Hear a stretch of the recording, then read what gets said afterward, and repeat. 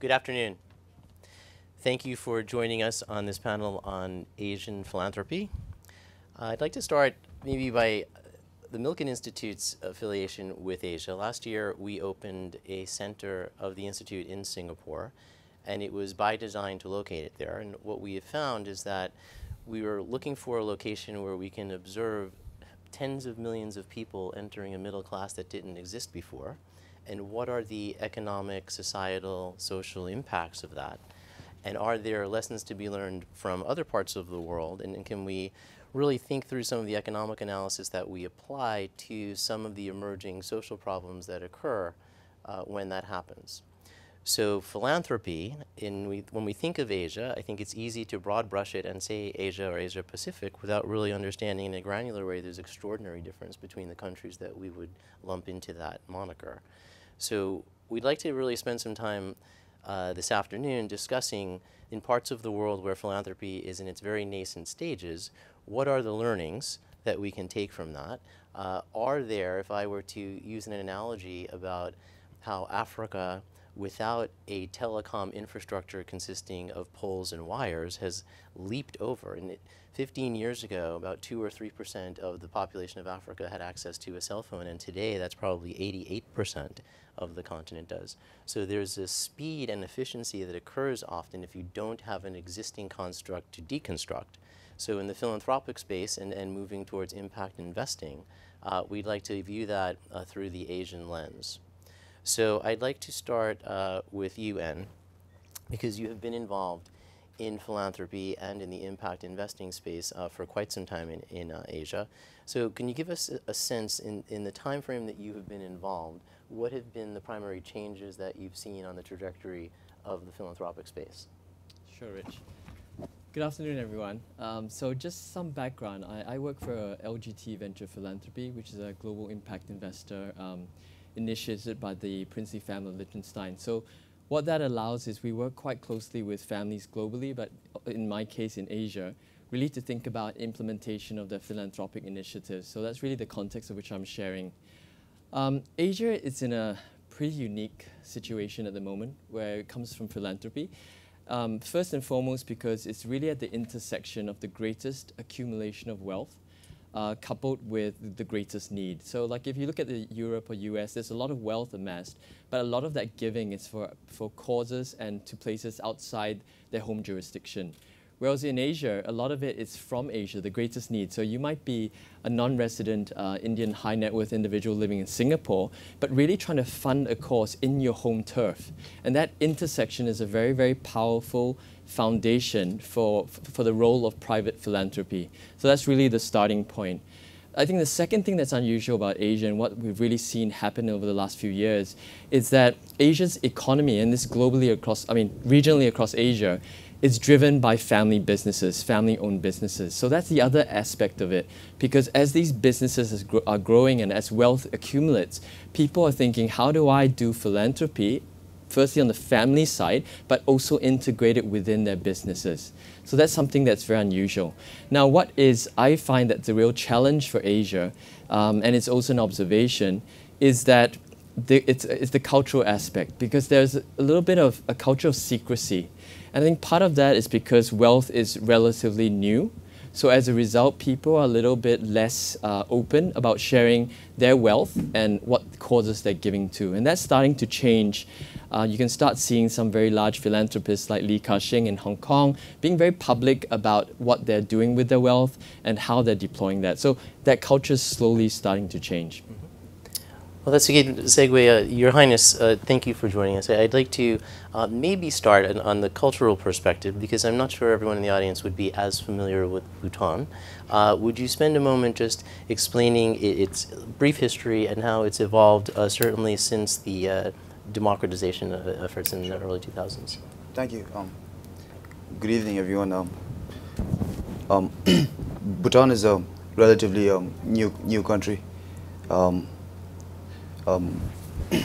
Bhutan opened its doors to modernization only as late as in the 60s.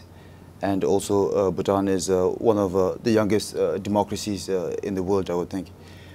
And also Bhutan opened his doors to development very late into his future and opened his doors to isolation as late as the 60s.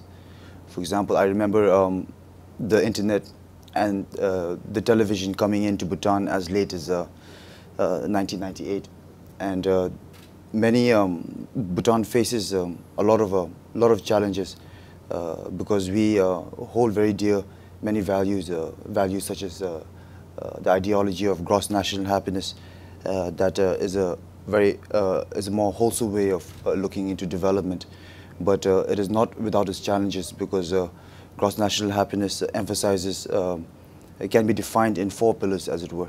We consider good governance to be a very important factor. We consider our culture and our traditions to be also very important to us, our environment and good governance. But these challenges in the backdrop of development faces a lot of challenges, especially as our population becomes more educated, especially as they become more materialistically aware of the modern world. Bhutan does face a lot of challenges, and in many ways Bhutan is the receiver of a lot of donations from a lot of other countries that have a goodwill towards Bhutan, and therefore in many ways Bhutan is a good example of philanthropy in Asia, I would think, because Bhutan's developments largely depend on the goodwill of her donors, because Bhutan's economy is relatively small and depends largely on the production of hydropower, and that in itself does not suffice. And also because of this, we are desperately now in the 21st century looking at innovating ways of creating and generating capital to sustain our journey into the future. And as the recipient of philanthropic dollars to stimulate economic prosperity and address some of the ills inside Bhutan, I'd like to turn to Justin. Your family has long been synonymous with philanthropy generally. And I think that one of the interesting things about this panel is that each of the, other than me, each of the people on the stage is quite young. So unlike perhaps Western-driven philanthropy, where people would engage, certainly it's changing, but historically engage in much later in life, here you have very young people engaged. So I'd like to talk to you, Justin. Walk us through, as an outside Asian person, as you observe this, what would be your advice on the right structure? Should it be accessing wealthy people to fund some of these initiatives? Is a more impact investing orientation appropriate? What do you think? A blend. So everyone on this panel has some resources, and those resources can be time, those resources can be your energy and your efforts, those resources can be financial, and I think all of us have asked ourselves, you know, what are the resources that we have and what can we do with those resources? And I think that sort of tool belt approach is going to be key as Asia thinks about how, in each country in Asia, because the idea of Asia as one entity is a little silly, but each country in Asia, each culture, and everyone within needs to think about how they can use the resources that they have available, and sort of start with the premise that what you do with your resources is a moral choice. What you do with your money, I think, is a moral choice, and that includes commission and omission. Government budgets are moral documents because they are they show priorities. And I'd say the same with investments. So I start with that premise, and so with my time, I have a day job that's relevant to, I think, making the world a better place, and I can explain what that means later. And also I sit on the board of a family foundation called Rockefeller Brothers Fund that is very active right now in southern China. There's a whole southern China program. I'm on the board of Japan Society, which has been active in cultural exchange between Japan and the United States since 1907. I know that my ancestors have been active in Asian philanthropy since 1917, when JDR Sr. founded Peking Union Medical College in China. He obviously had great financial resources, and the later generations, I'm in the 5th generation, we don't have nearly the financial resources, but we still have the same desire to have impact and make the world a better place. So I can explain a bit later how I'm trying to do that, but I'd say everyone needs to think about the resources that they have available and what they can do to leverage those to have the type of impact you want to have. And I think that's important. In a place like Asia, so if you think about the economic gravitational pull of Asia today, there are, just from a population perspective, there are more people in the Asian middle class than there are in all of Europe. There are more millionaires in the Asia-Pacific region than there are in North America. So having the resource from a financial perspective doesn't seem to be so much of the issue, and having the problem is never the issue. It's really, can you marry effectively the financial resources against the problem? And I think, Anne, I'd like to turn to you and say, given that you've had some history, particularly on the impact investing front, I'd like you to speak a little bit about what doesn't work. Because I think too often we celebrate the successes and it can seem self-congratulatory, and then you don't really get the lesson to learn from because you're not exactly sure why it worked. So when things don't work, like, can you think of initiatives that were well-intended but didn't work out so well? Sure. Maybe I'll start from what I think is working, okay. and maybe go on to what's not Okay, working. we'll give you a pass to do that. Go ahead. Sure. So I think as a start, I definitely agree with what, I mean, this panel is reflective of new leadership, particularly within the philanthropic space, and really driving innovation, right? And if you think about it, what is innovation? Innovation is ultimately about changing things and creating value.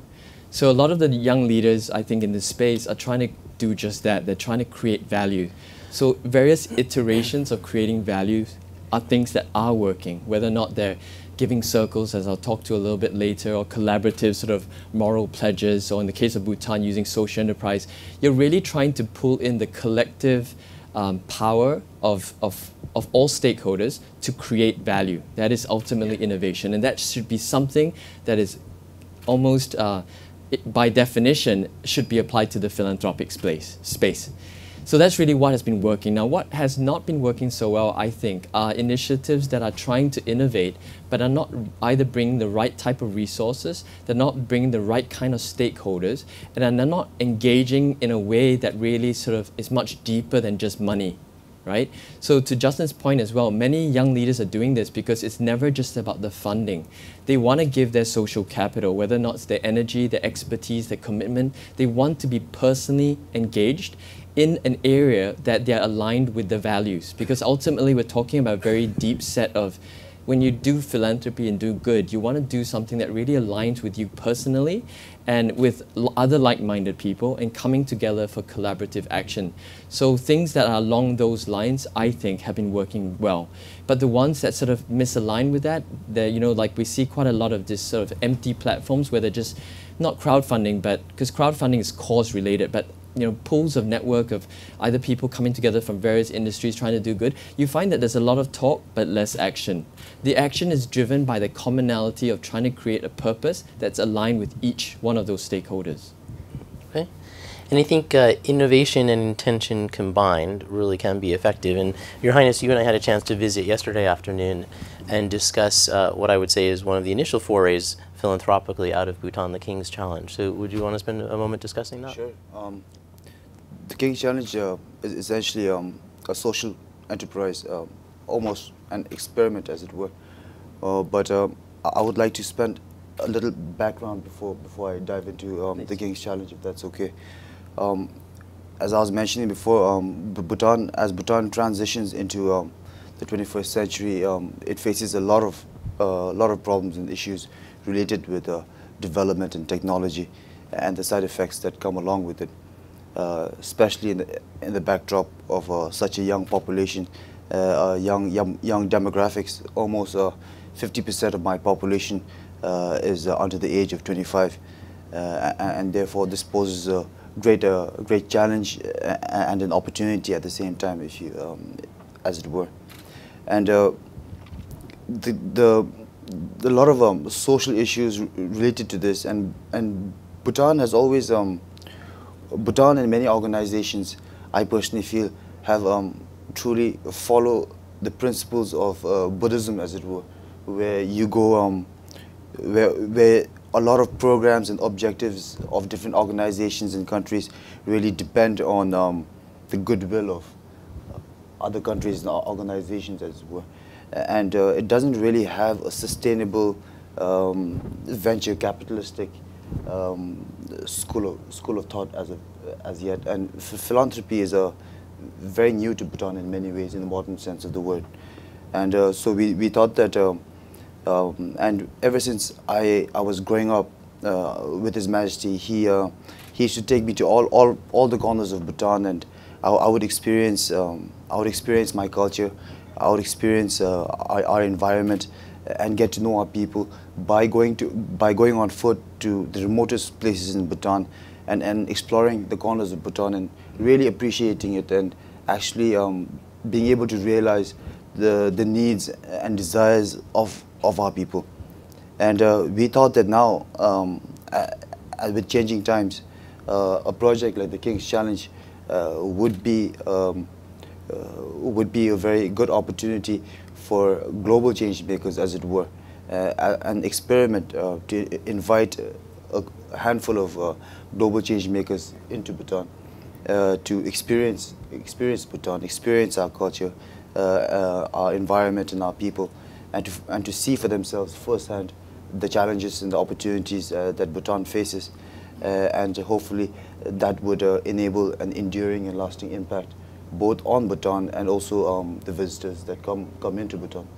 And this is an experiment, and if it works, we hope to innovate a lot more similar ideas that could work for the benefit of our people. That's great. So I want to reflect on something that En said, and that is on the cultural differences that people need to be sensitive to, and not broad brushing things. So I want to talk a little bit. Mike and Lori Milken are signers of the Giving Pledge. I have an opportunity to work with many of those people. But the Giving Pledge and that publicly oriented philanthropy might not resonate as well in Asia. I'd like you to speak about that. And then I want to go to Justin because to speak about impact and the things that you're trying to do collectively with that group. So, En, why don't you start? Sure. I think it's it's quite an interesting phenomena. Philanthropy is really defined largely by a lot of factors. First and foremost being culture, politics, regulations, so forth, right? So if you take the case of China, Giving Pledge, led by sort of Warren Buffett and Bill Gates, went to China and they tried to pull together these very large influential families to really try to sell the idea of a very public way of doing a pledge for philanthropy, which is a great concept. But it got a lukewarm response in China in particular. And I think if you look at it, you take a step back as a point that I mentioned earlier, because wealth is quite new in China, against the backdrop of a how would you say, a relatively unstable political environment, driven by the fact that people might feel that it might be tax scrutiny and regulatory scrutiny.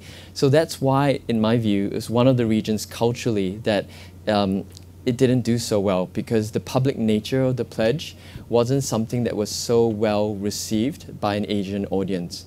So I think that brings me very nicely, I guess, I'll throw it to Justin next, but any form of sort of collaborative action needs to be culturally sensitive, particularly in a place like Asia, where each culture, even within China, or it doesn't matter if it's Bhutan or India, it's within even the country very different. And Justin, you're spending a lot of energy on impact. Why don't you spend a few moments talking about that and what drives you on that? Sure. So when people hear impact, they might be thinking the concept writ large, but we're talking about a new nonprofit called The Impact with a capital P in the middle. So you make a pact, a little play off of words of the Giving Pledge. So Josh Cohen, who's in this room, and my co-founder at The Impact, has been making impact investments professionally for many years. And he and I were inspired by the Giving Pledge and wanted to start a variation on that, not necessarily a public pledge, but a pledge among other people who make this pledge, this pact, as it were, to make impact investments, to track the financial returns, which people are doing anyway, to measure the social or environmental impact of those investments, and then share that data with others who make the pact. A few different aspects to this. First of all, the Giving Pledge has been wonderful for philanthropy, but we want people to think about all the tools in their tool belt, right? So government is one means to an end. Obviously, philanthropy is another means to an end. And we want people to consider the capital markets as another means to an end, and to use that. So foundations like Rockefeller Brothers Fund, pretty sizable foundation, is now thinking not only about what it's doing with its program work, and it's been active at that for 74 years, but also now how to leverage its endowment. So we start with a negative screen of what we do not want to own that's directly contradictory to our mission, but also think about how to use 10% of our endowment and proactively invest that in terms of mission alignment and program-related alignment. So with pools of money, these are individuals, family offices, foundations, et cetera, they are signing on to make the pact, make the impact. And what we want to do is to increase the amount of money in the space and decrease the amount of time it takes to solve social problems, again, by leveraging the capital market. So we encourage institutions and people to make this pact, as I've described it, and share the work that they've already done and put into impact investing. And they know what's working and what's not working, and share that with others who are curious about impact investing, about this means to an end, but don't yet have that visibility into what's working and what's not working, and would be more willing to dip their toes in that water if they had access to that data. So really it's about exchange of ideas, exchange of data, and pledging to do something with the goal, of course, of solving social problems just through other means than traditional philanthropy. So I hope that we already have some people in Asia who have made the pact, and I hope that we can really double down and triple down our efforts in Asia, because they might think that that's actually a more efficient way to go about social change than just philanthropy alone. We hope that they'll use all the tools in their tool belt, but we hope they'll come to us and learn more about this as another mechanism. If you were to aggregate all of the dollars that have been designated towards philanthropy, it would still be relatively minuscule versus the problems it's trying to achieve. So right. There needs to be some sort of catalyst towards engaging an investment type approach. And Your Highness, I'd like to, looking at Bhutan and thinking through how, if you were to address the specific needs you see in the country and then think through prioritizing them, where do you see that there might be an opportunity that philanthropic dollars would be the right answer, and where would you think that longer-term investment that create sustainability economically might be? Thank you. I personally feel that the example of Bhutan could be true to many developing countries in the world. I personally feel that education and the structure of our economy are the two most challenges that Bhutan faces. Because as I was mentioning to you a little bit earlier yesterday, I personally feel that the education system modeled not only in Bhutan but in most places in the world were customized to meet the needs of the industrial revolution, as it were. And times have changed, and times have certainly changed for Bhutan. And I personally feel that our education system needs to be customized to our own economy and to an economy that can be sustainable. Bhutan, because Bhutan is going through a lot of transformation at the moment, and still trying to place its finger on exactly what economic model it should follow, or what education system that could meet his needs. And this is why I'm so privileged and happy that we are here at Milken, where we have the opportunity and platform where all great minds alike can come together and share ideas, because Bhutan proposes this ideology called cross-national happiness that almost seems quite utopian, as it were.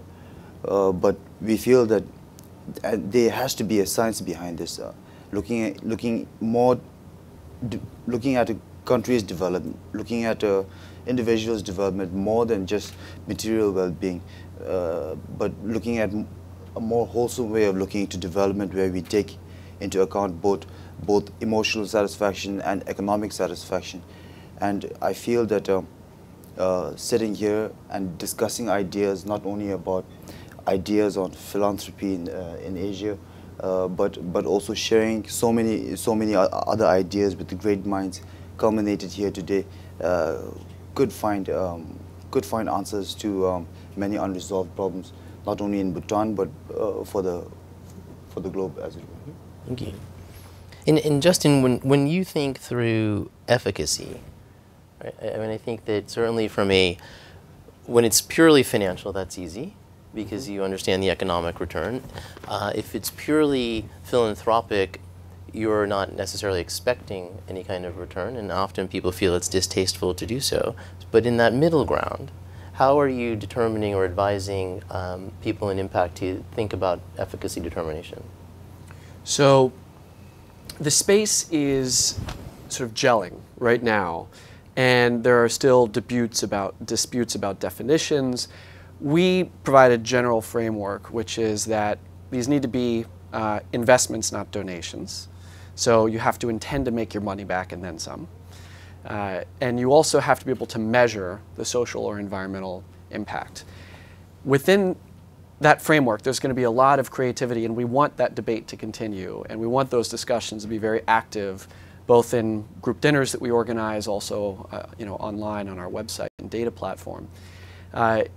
We want the members themselves to help judge the efficacy, but at least for people to think about the consequences of their investments.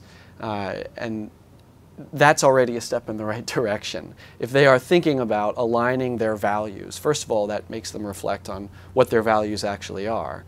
But if you can then learn from others and think about, how do I pursue these values or move in a direction that reflects my values, thinking about all the resources that you have available. So not just thinking about making money in one bucket and then giving it away or spending it in whatever way in the other bucket, but thinking about how you can actually have a lot of fun if your interest is in education or education reform or education technology, investing in funds that invest in great companies in this space or investing directly in companies.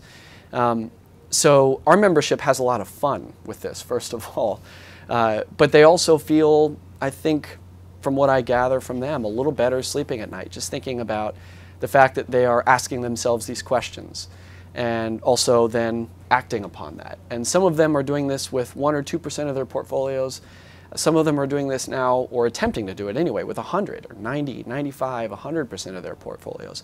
And to allow those in the 1 or 2% category to ask questions and be mentored by those who are encouraging them to get closer to 100% is frankly fascinating, as we've built a platform to let that conversation happen. So there's no sort of final answer as to whether something is effective or not, because that depends on each individual, each institution, and what they want to achieve through their investments.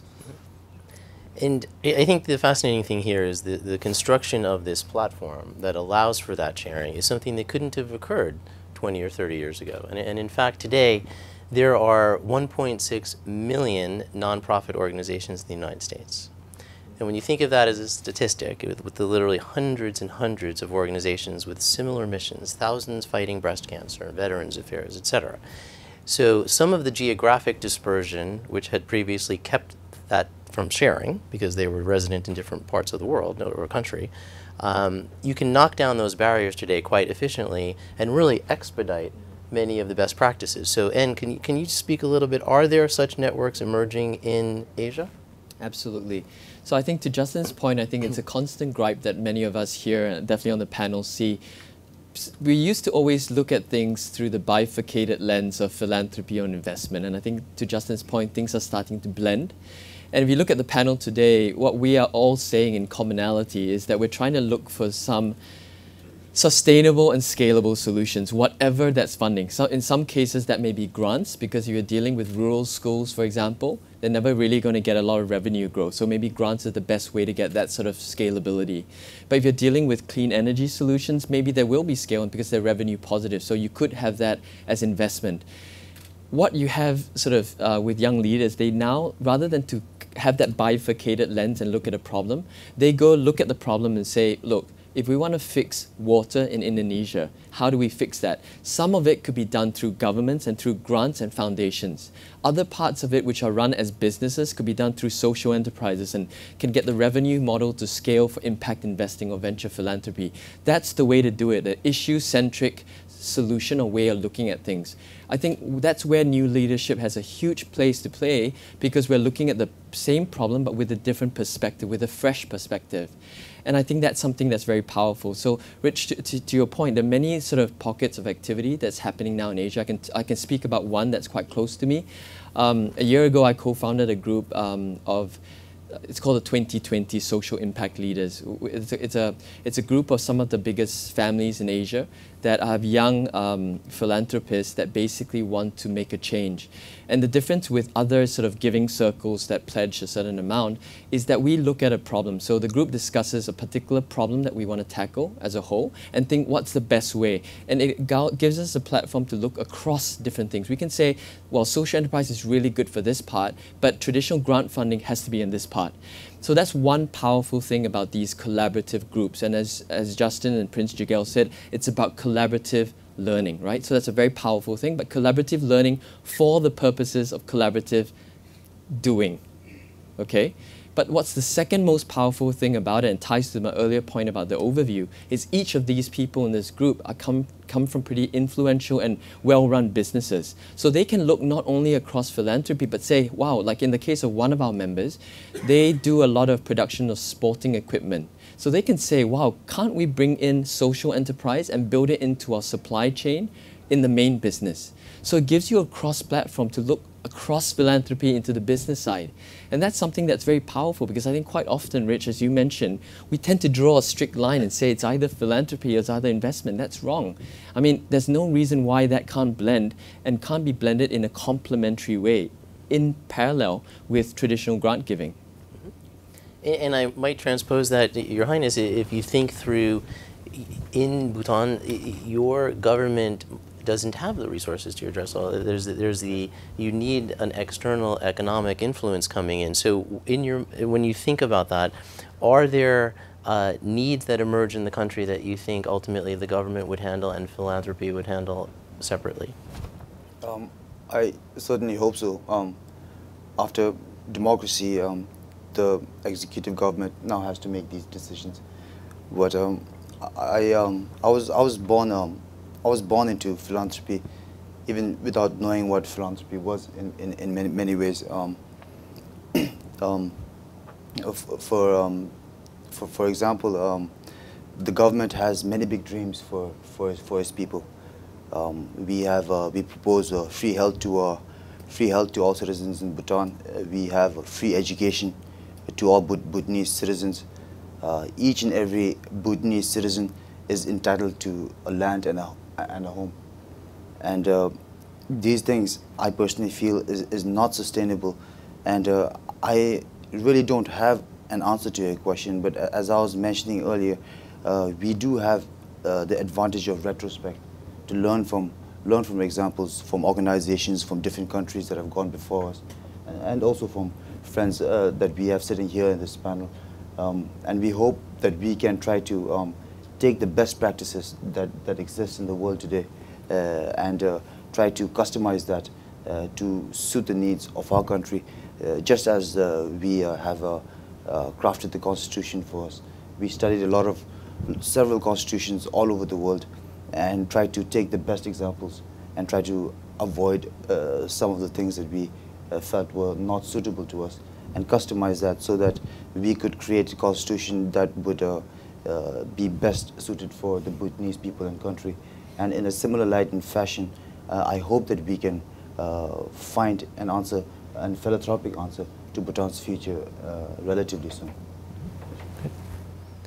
So, and I want to go back to something I said in the beginning, is that we have chosen Singapore and Asia as a focus just given the emergence of tens of millions of people into a middle class. These people might not have had an opportunity or even thought about giving in the past.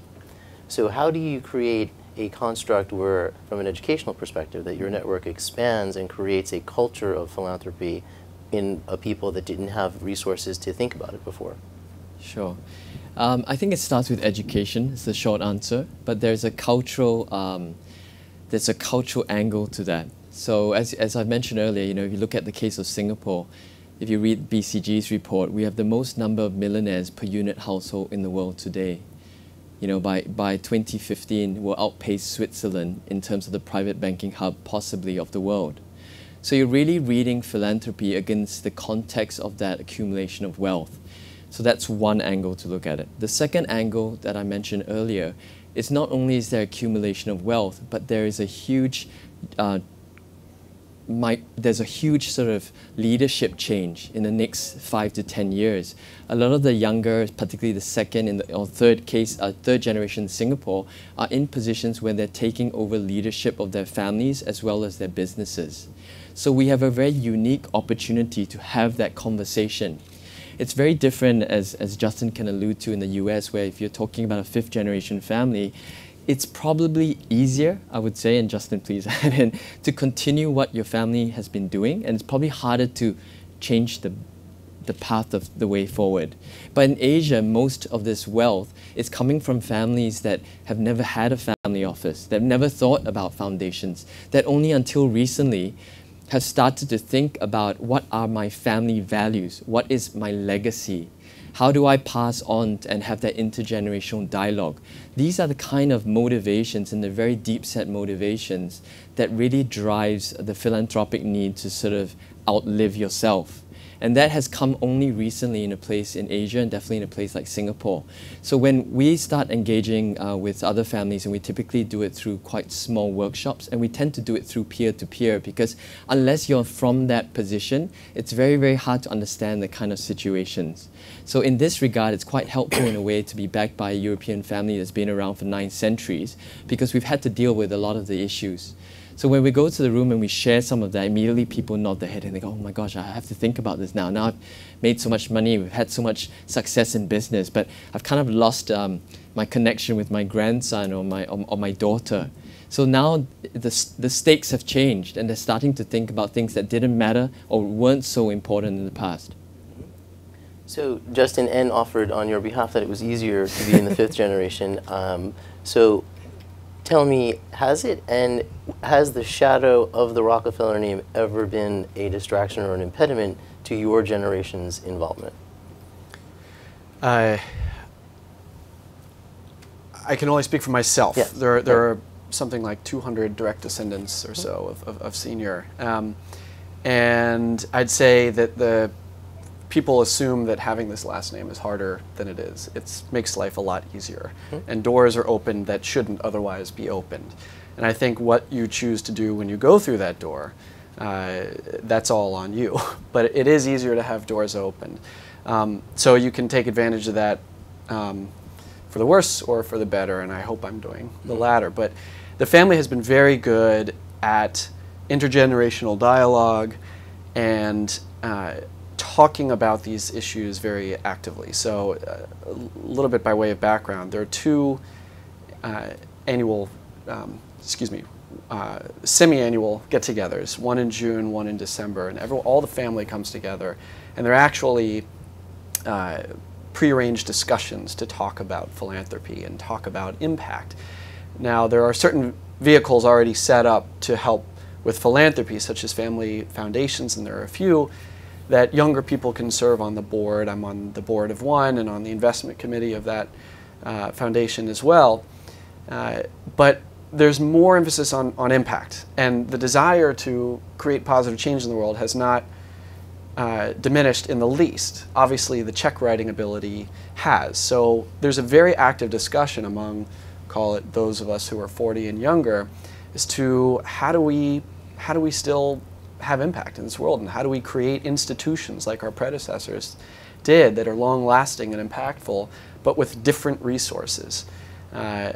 So this is where impact investing becomes more natural, and this is, I'd say, true of the millennial generation, sort of 1980 to 2000, those who were born in that window. This comes very naturally to millennials.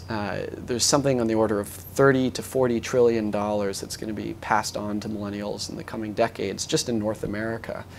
And you can already see the differences in how we vote with our wallets in terms of consumer behavior, how we refuse to work for companies whose values don't match ours.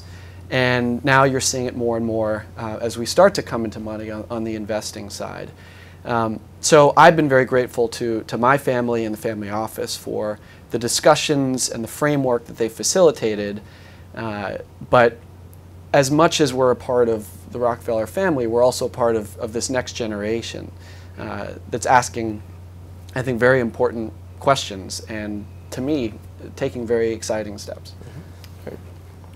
So, Your Highness, I want to afford you the opportunity to speak a little bit more about Bhutan, not only for the audience here or the people that you'll meet throughout the conference, but for the thousands of people who will watch this online later. So as a nonprofit organization, all of our public sessions are made available.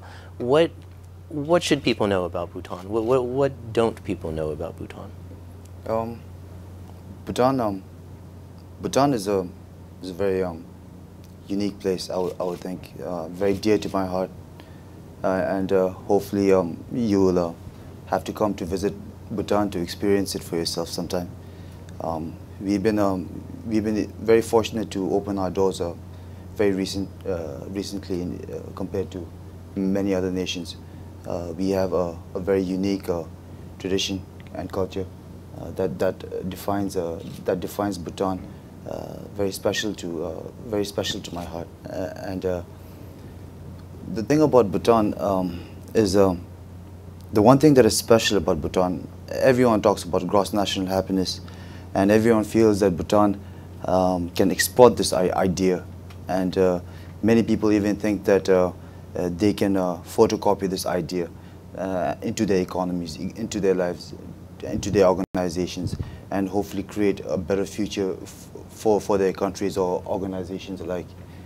And if there is anything that the world can take from Bhutan, I would personally feel that it is a way of life, and placing the individual at the heart of development, and where the individual is more important than just numbers, because more often than not, and in many first world and developed countries, the numbers seem to dominate more than the human element to life.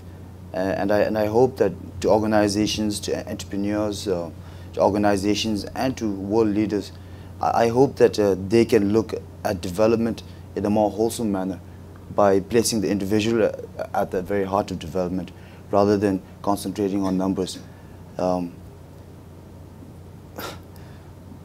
Bhutan has and faces a very special challenge because we have opened our doors to modernization now. And I was saying we have a very young country and a country that has many objectives, but at the same time a lot of challenges. Challenges in Bhutan that I personally feel is going to be we have a very bright future, but this future can only be realized with collective action, with friends that appreciate Bhutan, and I hope that Bhutan's example will be able to open the eyes of organizations and countries and people to think outside the box, as it were. And if there's one thing that we can offer the world, I hope that this is what we can offer. Well, gross national happiness seems like a pretty good goal. And what are there, as you look across Asia, philanthropy from Singapore, one of the wealthiest places in Asia, I mean, are there trans-Asian philanthropic initiatives that you can see stimulating on your end to go to Bhutan? I think with philanthropy, it normally starts on the home turf, as I've mentioned. So I'm not aware broadly of any sort of transatlantic one. I mean, there are giving circles, like, you know, there's Give to Asia, for example, which represents Asia as a region. So there's always initiatives like that. But specifically, I think it normally starts with your home turf. So I see that sort of being the next sort of 2 to 5 years. But when people are more comfortable with doing philanthropy, they normally say, oh, this works in Singapore. I'm originally from China, so let's look at China to see how we could replicate that there. And it grows that way, you know. And I think it's generally a positive sign. In the space of innovative philanthropy, it's pretty interesting to note that Hong Kong has just announced a $500 million or $70 million US impact investment fund by the government to fund intermediaries, and Korea is now doing one at 100 million. So although I can't say for Singapore, Singapore's looking at social innovation, so some cool products like the social impact bonds are being looked at with close interest by the government. So there are changes, and I hope some of these changes will have the ripple effects to go to countries, including Bhutan. Great. So why don't we pause here and go to some questions from the audience? Yes, wait for the mic. Thank you. Hi. Sorry if this question comes across as a bit blunt, but let me try it this way. If I think what Justin said, by the way, about Asia being sort of a collection of very, very, very different countries is an important point, because it is, right? The greatest, in the history of humanity, the greatest creation of the middle class happened when Deng Xiaoping liberalized rice prices in China, right? Which enabled basically capital formation of the poor in China to start owning things and doing things themselves. When you look at Southeast Asia, and it's hard to generalize, but take Thailand as an example. An outsider such as myself might characterize, I've lived in Thailand, might characterize that as a country of haves and have-nots, of family groups who are historically immigrants, who trade with each other, and people who do not have access to markets. So in a sense, is the failure not one of access to markets, more than a failure of these family groups to help people who don't have that opportunity? And if so, if I could just give an example, if you could go to someone in those family groups and say, give $1 million, or in your family group, change the policy of your bank to lend to the poor that you don't currently lend to, are you thinking about the right things you're asking for, is the question I'm trying to pose.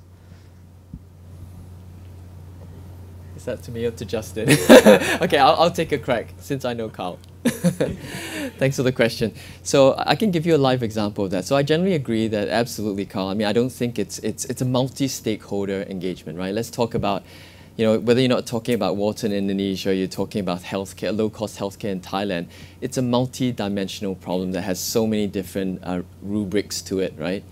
So in the case of Thailand, for example, I think the role of family versus the role of government versus a systemic problem, which is what I digest to be your question, can all come together. And I can give you a live example of that. We're due diligencing a particular project now, which deals with ethnic minorities, small stakeholder farmers that produce small crops to eggs, organic eggs. So we recently tied in partnership with the World Presidents Organization, so the YPOs and the WPOs. Now, why is that partnership synergistic? Because you're bringing together not only wealthy families from businesses, but they bring in a certain acumen, access to transportation, networks, supermarkets, and you tie that together through an impact investment. Right? So that's a great example of starting that, where you can integrate your role as family and business to help out your society. But the next level of that is, why can't we replicate that across regions, Laos, Cambodia, and why can't we use that as a test pilot to change policy, to make it easy for rural, small stakeholders, farmers, to get access to finance, like you mentioned, to get cheaper transportation, and so forth. But it needs to start from somewhere. So I think the short answer to that is, I agree with everything you said. It just needs to be, you need to find a good way to sort of get the action, but for all these multi-stakeholders to sort of work together. Only thing I might add very briefly to that is, so Bill Drayton, the founder of Ashoka, is fond of saying, you know, it's better to teach a man to fish than to give them a fish. It's even better if someone can revolutionize the fishing industry. And those are the people that he wants to find and highlight and mentor and give money to. More and more stories like this from social entrepreneurs, from very effective philanthropy, very effective impact investments are coming forward, and there are more media. There's more media attention on some of those good stories, and just power of the Milken Conference. I was talking to someone yesterday who is in the process of building a network of satellites, micro satellites, to distribute information and the internet for free all around the world. Sort of watch out, North Korea. But as these stories, one of the advantages of globalization is that these stories and best practices are getting out there, and you're seeing things that are working in rural India now being applied to rural Africa. And so, I love that trend, and so that sort of lessons learned and sharing of stories and good example is one of the themes we're trying to pick up on at the Impact as well. Okay. Another question? Yes. I was wondering about the measurements on trying to measure how the social impacts of impact investing might become risky and reduce the flexibility of impact investment funds. Right now, like every country in Asia is different. Every impact investing situation is very different and requires different things. With a lot of development banks, NGOs, and sovereign wealth funds supporting impact investing, putting a lot of requirements on the managers of those funds might hinder them in actually being able to do their work that they're doing now that they're doing so well. So just sort of a quick response. I think at this point it's clear that intentionality matters with investments. People are starting to track similar things. Normalization of data is obviously a tough nut to crack as the space emerges, but to use an analogy, if you will, the impact investing community is still somewhat nascent, and the terminology, the measurements are still gelling. We like to compare it to the early days of the cell phone, right? Where cell phones used to be these big bricks like this, right? And it was only accessible to very wealthy people, and they looked ridiculous. But you could tell if you were really creative that maybe through a lot of innovation, a lot of infrastructure, a lot of coming together of certain parts, that maybe one day everyone you know in the world would have one of these things in his or her pocket, right? And it took decades to get there. But what a different world we live in now. And I'd say, the impact investing community is still somewhat in those the size of the brick phone is getting smaller, but some of these questions are being answered now. But there are organizations that focus on metrics. The company where I work on a day-to-day basis called Adipar, it's a wealth management platform, and we allow investors to understand everything they own across all asset classes, and we can pull in things like ESG data, and there are lots of different companies producing ESG, environmental, social governance rankings. So we can allow people to understand the impact that their portfolios are having, but also allow them to, of course, choose their own ratios that they like. Right? I think that's critical, and something you said before is that the healthy debate part of it is the healthy part of it. Mm-hmm. And if you were to look across the country, across countries, each country has its own governance, accounting standards, et cetera. It doesn't dilute that companies are performing and successful, mm-hmm. right? And you create an investment portfolio of those. So I think there's always going to be people's varied lenses that they're looking at this through, but I'd prefer, and I hear this a lot in the space, if we focused more attention on the impact and the good that it's doing and less on the nomenclature and who's judging what, we'd be moving this further along. Was there a question in the back? I just spent the last 4 years in Southeast Asia addressing most of the problems that keep any parent up at night. And one thing I've observed over that time period is how few corporations in their CSR programs are paying attention to the issues that they ought to be paying attention to. They are almost inevitably charitable, which are unalloyed goods, building a orphanage or a school or whatever it may be. I mean, one can't object too much to that. But there is no strategic engagement across the problems that need to be addressed. And there's no donor coordination either amongst foundations themselves or even amongst corporations. And I, in the thousands or more times that I spoke in the region, always offered to corporations and NGOs, private sector folks, foundations, if you want to talk about the kind of things you might be doing, I'm happy to talk to you in terms of how you might work better together and how you might actually help address these problems more directly than the things that you're currently doing. And I never had one person call me.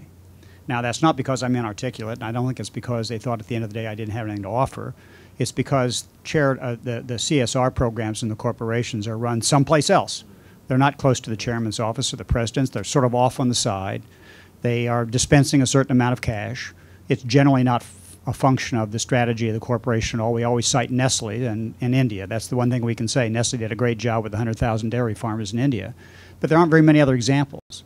And I would think maybe the Milken Institute going forward could try to encourage a conversation amongst those who come as to how they might cooperate more effectively together, and indeed how they might actually begin to ask the people who actually are on the ground, not their employees, by the way, who have stakes in them giving the money a certain place, but rather ask those that really are addressing the problems, such as some of you up there, as to what they might be doing. And I think there was the magnifying impact of that would be, I think, hard to calculate.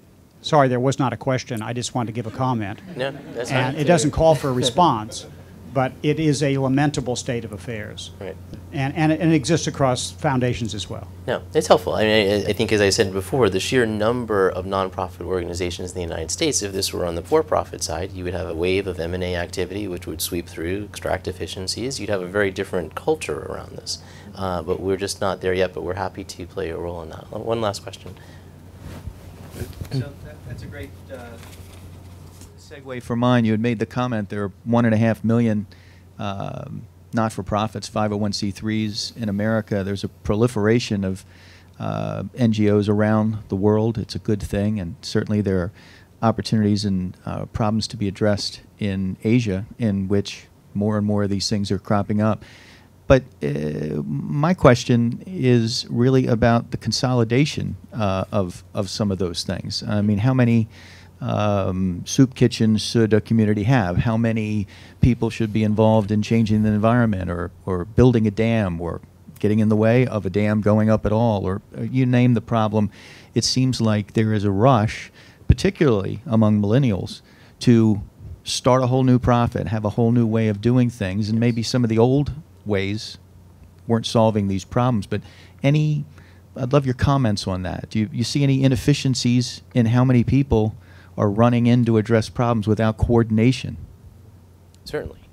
Anything, do you want to comment? Or? Yeah, sure. Absolutely. I think one of the things that we could do better as a sector in the social space is addressing this issue of fragmentation. There are all these different iterations of the same cause. So for example, if you look at India, the number of clean energy rural projects I've seen using solar versus biomass, I mean, there's so many different versions. You somehow wish that if you had and could play God just for a moment, you get all of them to speak and boom, you have this perfect solution. Unfortunately, it doesn't work that way because, particularly in the impact investing space, where majority of the investments are private or direct investments into emerging markets, there's not a lot of communication nor sharing intrinsically into where they operate, right? But there should be more. I think with the millennials comment that you've mentioned, I think that's one thing that that generation particularly does well. You'll find that with a lot of millennials, they like to collaborate and they love to share. They're actually quite an open generation because they come from a low base in a way. They're receptive to learning, they're receptive to collaborating.